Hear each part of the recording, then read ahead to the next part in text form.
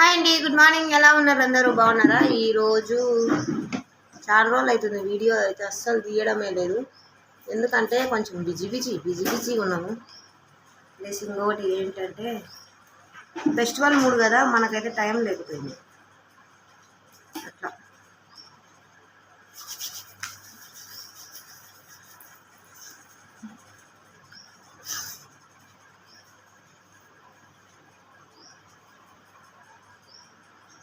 ఇప్పుడైతే రెడీ అయిపోయి స్టోర్కి కాదు, వంట చేయాలి. ఇంకా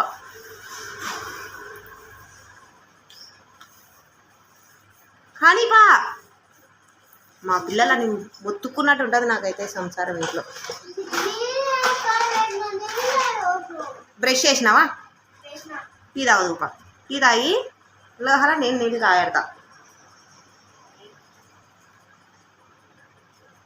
ఇంకోటి బండి అమ్మేశానని చెప్పాను కదా, ఇప్పుడైతే మన బండి కొనుక్కొచ్చినాము. Thank you. నీకెందుకు మే, నేను కదా తీసుకుంది. కిస్ అంట.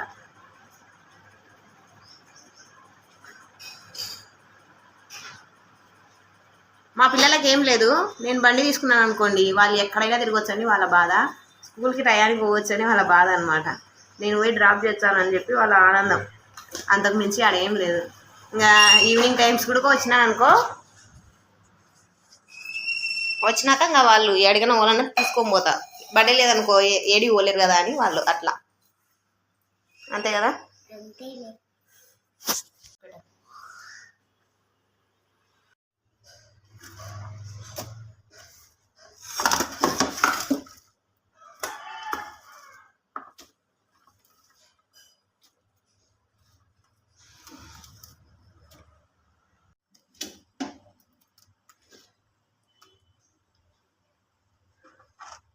1 year 1 monthలో బగ్గిని అమ్మి మళ్ళీ బగ్గిని కొనేసా అంటే నిజంగా ఒప్పుకోవచ్చు. అది ఎవరు సపోర్ట్ లేకుండా అడిగాను.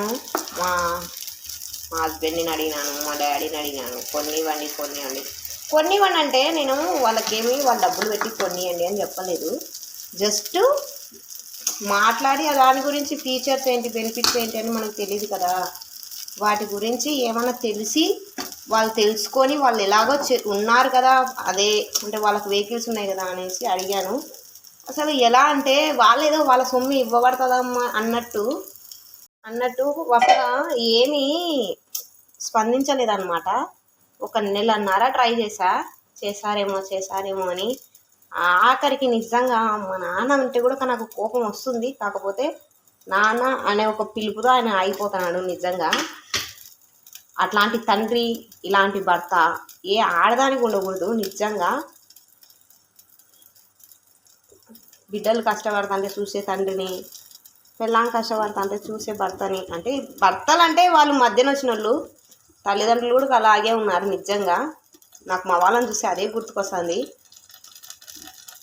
అట్లా ఇంకా ఏదో నా కష్టంతో ఇంకా ఎవరు వాళ్ళ వీళ్ళ సహాయం తీసుకొని వాళ్ళ వీళ్ళ కాళ్ళు పట్టుకొని అయితే ఫైనల్గా అయితే బండి తెచ్చుకున్నా.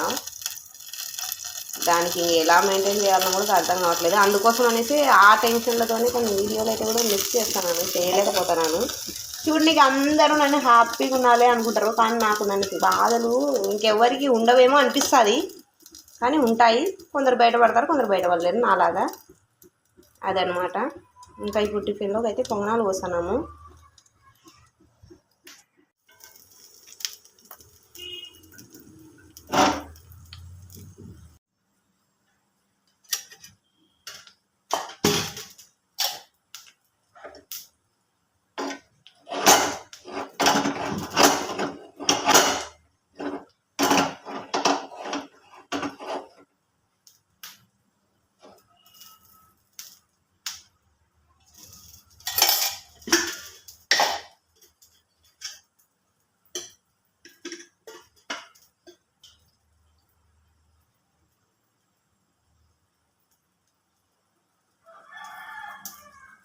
ఇప్పటికీ కూడా వాళ్ళకు నేను తెచ్చిన విషయం అయితే తెలీదు.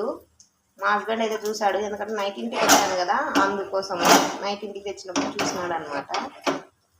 ఆయన అయితే ఇంకా ఏం అనలేదు, అన్నాడు కూడా. ఎందుకంటే అనే రైట్ ఎవరికి లేవు. నేను చెప్పకుండా తీసుకొస్తుంటే వాళ్ళు అనాలి నన్ను. అమ్మ ఇది కూడా కొనడంలా. నేను చెప్పాను, అడిగాను, పోదాం చూద్దాం తీద్దాం తీయండి అని కూడా అడిగాను. వాళ్ళు రెస్పాండ్ అవ్వలే. అలాంటప్పుడు వాళ్ళు నాకు రెస్పాండ్ అవ్వనప్పుడు నేను వాళ్ళ గురించి ఆలోచించాల్సిన అవసరం లేదు. తెచ్చాను కానీ ఎవరైతే ఏం అనలేదు. నేను ఈ విషయం మీకు ఎందుకు చెప్తున్నానంటే, ఎవరికన్నా ఒక ఆడపిల్లకు పెళ్లి చేసే ముందు నిజంగా ఎవరైనా ఆలోచించుకోండి. అసలు పెళ్లి చేయకుండా ఇంట్లో పెట్టుకునే బాధలే. వాళ్ళు నలుగురు మాటలు అంటున్నా ఆ పడినా బాధ లేదు, కానీ పెళ్లి చేసి ఆ ఆడపిల్లకు మాత్రం నరకాన్ని మాత్రం ఇవ్వద్దండి. ఇట్లే ఉంటుంది. 100 మందిలో 90 మందికి ఇలాగే ఉంటుంది నాకు తెలిసి. అయితే నేను చూసిన ప్రతి ఒక్కరు ఇలాగే ఉన్నారు. ఎవరో 100 కోటికి ఒకరు.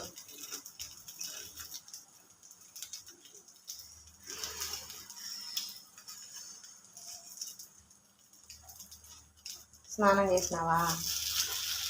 కానీ ఫాస్ట్గా నేను పోద్దా? టైం ఎంత అవుతుందో చూడడా. ఇంకా ఇప్పుడే వేసింది ఫస్ట్, అప్పుడే మళ్ళీ బాక్స్ తెరిచి కూర్చున్నాం. కావద్దా? ఇవ్వాలి కదా. ఈరోజు కొత్తగా చూస్తున్నావా అది పెన్నం? చిన్నపిల్లవు లేదు ఇప్పుడే మొన్ననే పెద్దగా అయినావు. అబ్బా ఏందబ్బా? నిజమే కదూ. ఏంది మా తల్లి? ఇంకా నిజమే. ఇంకా నువ్వు అట్లా అంటే నేను ఇట్లా అనాల్సింది.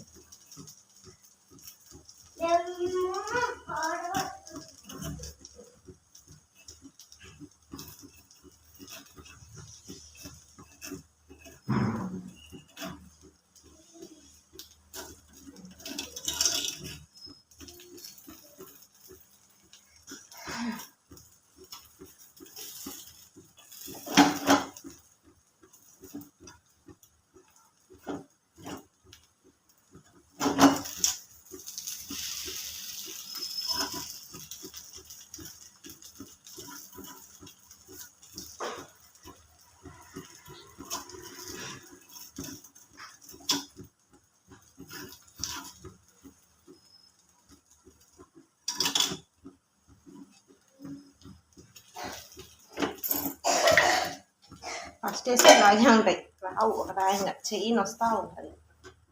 పచ్చడేస్తా పని.